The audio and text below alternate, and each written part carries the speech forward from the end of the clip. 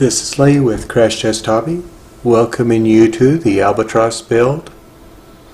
Albatross is one of the toughest trainers you can buy, made entirely out of EPP foam. It can be either built with a pod or a front-mounted motor. Excellent slow-flying plane that will level its own wings and put its nose on the horizon.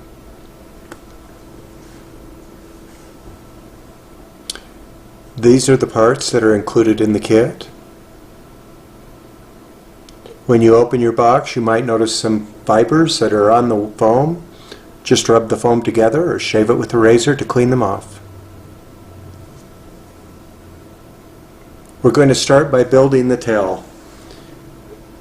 Pin the tail surfaces together with the sharp pointed edges of the hinge line up.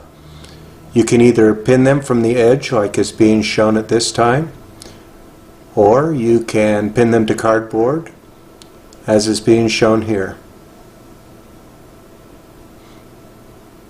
Either way, you are making a hinge out of glue. This is goop. You can also use shoe goo. Goop comes in several different kinds. Most of the goops will work. Spread a very thin layer of goop along the hinge line. If it's too thick, your hinge will not bend.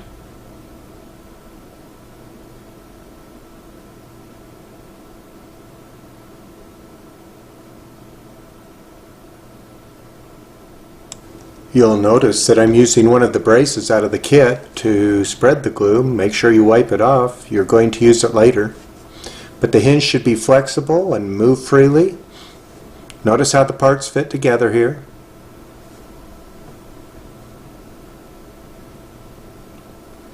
I'm now going to cut an edge off of the bottom of the rudder so that the elevator will have room to move up and down.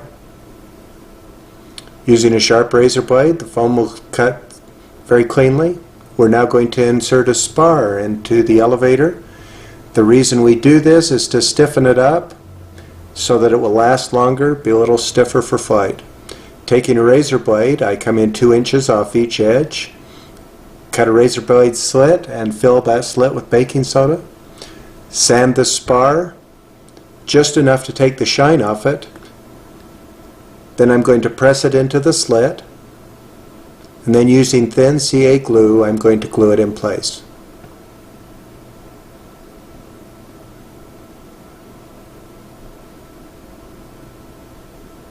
These are the pieces of wing in the kit.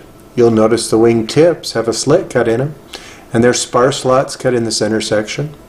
You want the top spar mounted so that it pokes out both sides at least 6 inches. So find the center of the wing, find the center of the spar, sand the spar so that the glue will stick.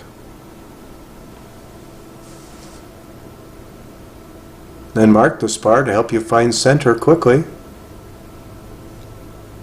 Then putting glue in the slot, press the spar down into the slot. Now let's do the same on the bottom of the wing.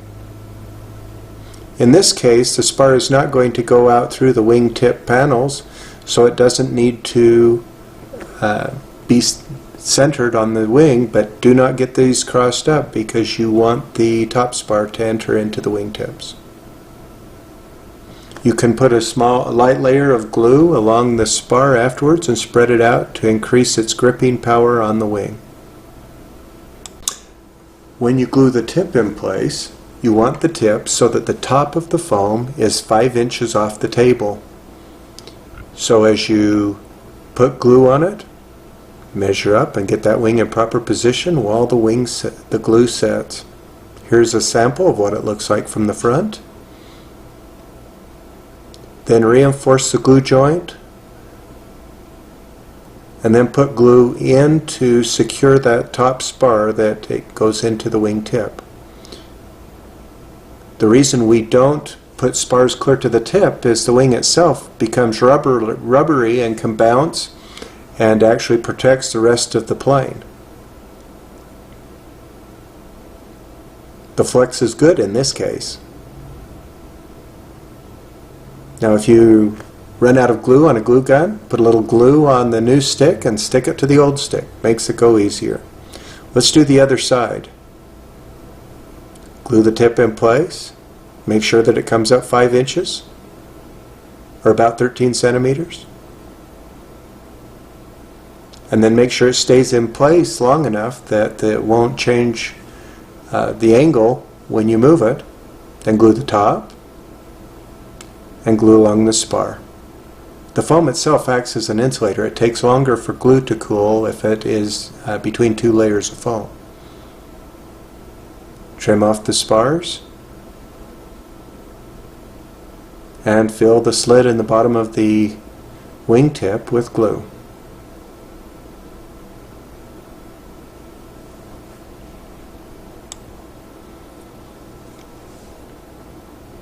Now this is what your wing should look like.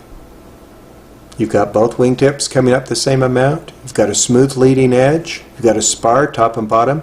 My spars are black. Your spars will be white. We use black spars for the demo so that you can see what we're doing. We're now going to trim out a cutout on the back of the wing where your rubber bands will actually attach the wing to the fuselage. This cutout is 1.5 inches deep and 4 inches wide. And then I bring it out another inch just so it has an angle just for looks.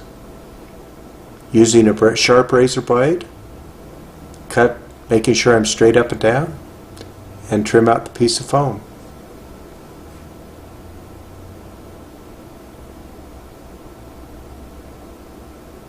Now I'm going to glue on the braces that go in between the rubber bands and the plane. Apply some glue and press it in place. These make a drastic difference in how much pressure a rubber band can put without damaging the wing.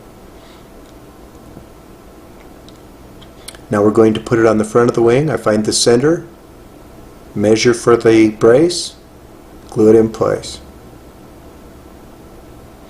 Now we're going to flip the wing over, and I'm going to put one on the bottom directly under the one on top.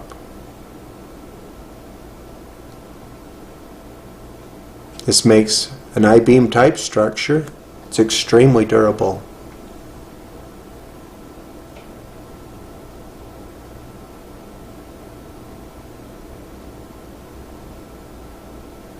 And as you can see, it protects the front and the trailing edge of the wing well.